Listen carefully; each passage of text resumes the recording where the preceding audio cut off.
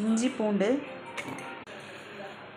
கொஞ்சமாக அரிசி மாவு, கொஞ்சமாக மஞ்சத்தூள் போட்டுக்கலாம்.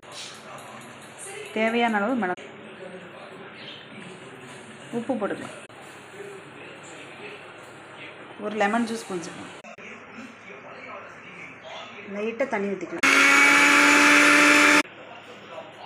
இந்த மாதிரி பேஸ்ட் ஆனதுக்கப்புறம் மீனில் போட்டுக்கலாம். இந்த பேஸ்ட்டை மீனுக்குள்ளே போட்டுக்கலாம். இந்த மாதிரி பெரிய பாத்திரத்தில் போட்டிங்கன்னா நல்லா ஊறிடும். ஃப்ரிட்ஜில் 1/2 மணி நேரம் வச்சு எடுத்திருக்கேன்.